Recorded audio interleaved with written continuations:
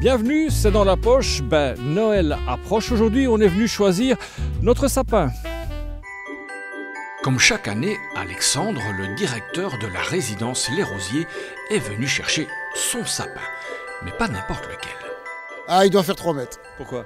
Parce qu'on veut un gros sapin bien grand, bien fourni pour bien le décorer. Et surtout pouvoir le rentrer dans sa camionnette. Car ici, chacun peut trouver un arbre à sa mesure.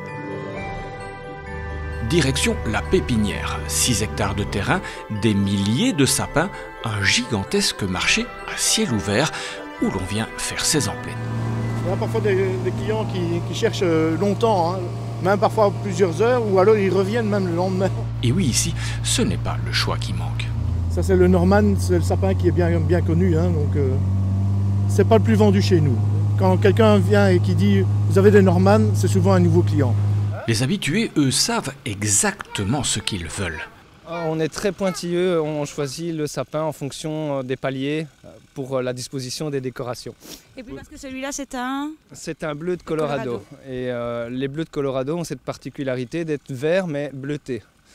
Et ce qui rajoute beaucoup de beauté à l'arbre. Et quand vous mettez ce sapin là à l'intérieur avec sa fraîcheur, la plante elle commence à transpirer. Donc en transpirant, elle va dégager tout son parfum. Dans la pépinière d'Olivier, on pourrait faire le tour du monde. Vous voyez, ça c'est le sapin de Corée, qui est déjà décoré d'ailleurs. Ça c'est le sapin de Serbie. Et alors je vais vous montrer un sapin qui est très parfumé, c'est la Bies grandis. C'est appelé le sapin de Vancouver. Je vous laisserai deviner son parfum. Chanel numéro 5. Chanel numéro 5. Non, ça sent quoi? Vous avez deviné, non? Très mauvais. Ah, c'est de la mandarine. Et même de la mandarine bio, ou presque. On a pris un tournant, si vous voulez. On ne met plus d'herbicides, plus d'insecticides. Donc c'est ça que j'ai semé du gazon et du trèfle dans les parcelles. Maintenant, il faut accepter que la pépinière est autre qu'une pépinière habituelle, je veux dire. On pourrait vous reprocher, c'est de couper des arbres alors qu'il faudrait en replanter. On en replante chaque année, on en replante des milliers. Donc c'est un retour directement. Avant, il n'y avait rien ici. Maintenant, ça fait maintenant 36 ans qu'il y a une pépinière. 36 ans. Ouais. C'est ça qui est marrant, c'est que j'ai maintenant des clients qui viennent avec leurs enfants, mais qu'eux venaient enfants. Et ça fait drôle. Ça ne nous rajeunit pas, mais voilà. Quel rapport entre un sapin et le tennis? La boule, évidemment. À l'Athénée provincial Jean d'Avesnes, une section sport-études tennis vient d'ouvrir en septembre. On y va. À l'Athénée provincial Jean d'Avesnes, on aime le sport, tous les sports. Ici, c'est quel quart? C'est l'équipe football. C'est la section rugby ici. C'est la section tennis ici que je conduis à Havre. On va avec vous alors. Direction le tennis club d'Havre pour un cours sur le court. En fait, c'est un partenariat pour le tennis études qu'on a trouvé avec cette école. Et voilà, donc ils viennent à peu près 5 heures par semaine. Ils viennent le lundi et le vendredi avec nos moniteurs. La section tennis est la petite dernière en sport-études. Elle a ouvert en septembre et certains l'attendaient avec impatience. Je viens de l'Athénée de Binche. J'ai changé pour venir à Jean d'Avesnes en tennis. Mais je voulais en faire depuis longtemps, j'ai pas eu l'occasion. Mais maintenant, comme je suis dans une école où je peux faire, j'en profite. Tu joues? Je joue pas au tennis, je fais comme loisir, on va dire. Et là, j'ai plus envie de m'améliorer, de vouloir peut-être aller plus haut, on sait jamais. Tu joues ici depuis combien de temps? 9 ans. Du coup, est-ce que c'est pas une pression supplémentaire? Non, pas forcément, parce que j'ai mes potes aussi, et il y en a des meilleurs que moi. Pas de prérequis ici, juste avoir envie de frapper la balle. C'est pas une balle de tennis, ça? Si, c'est une balle de tennis. Très utile pour apprendre et pour tout ce qui est initiation, parce que comme elle est plus molle, on a plus de temps pour se placer, et donc il y a moins de paramètres de hauteur, de longueur. Donc ça permet aux élèves débutants de vraiment avoir le geste à la bonne hauteur et de pouvoir se placer plus facilement. Travaille avec ta tête de raquette. Super. Ici, ce sont le groupe un peu plus fort. On essaie de déjà corriger un peu techniquement les petits soucis qu'ils rencontrent. D'essayer de leur apprendre un peu de tactique aussi déjà. Donc voilà, on essaye de faire de la tactique et de la technique. Déjà, je joue plus, du coup j'aime déjà mieux. Et j'apprends à perfectionner mes coups, on va dire. Ça aide beaucoup. Je l'ai refait en match maintenant et grâce à ça, je gagne. Et en classe, comment ça se passe? En classe, ça se passe très bien. J'aime 100 fois mieux cette école que l'école où j'étais avant. Les profs et tout sont tous gentils.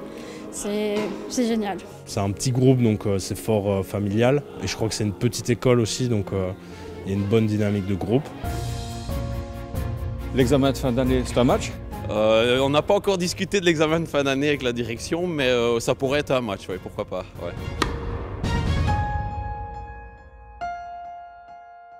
Cette année, les bibliothèques publiques fêtent leur centenaire, mais elles restent plus jeunes que jamais. Par contre, les livres, certains en tout cas, prennent la poussière et surtout ils prennent de la place, raison pour laquelle à Morlanoué, on organisait un grand déstockage.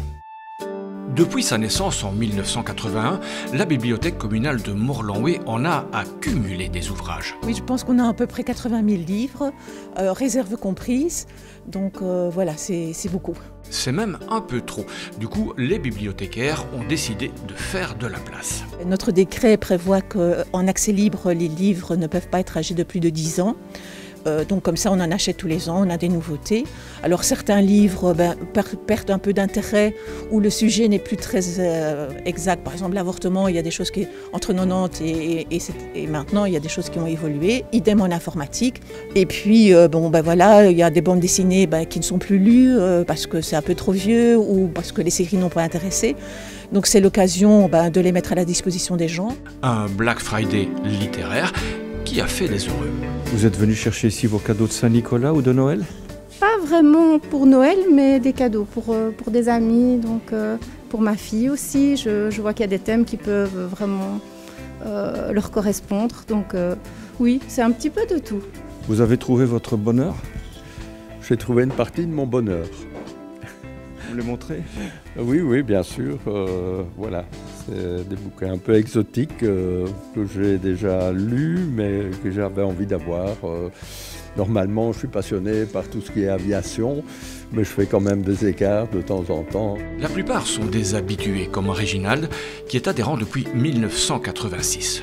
Finalement, j'ai toujours été passionné, parce que je suis né sourd et muet.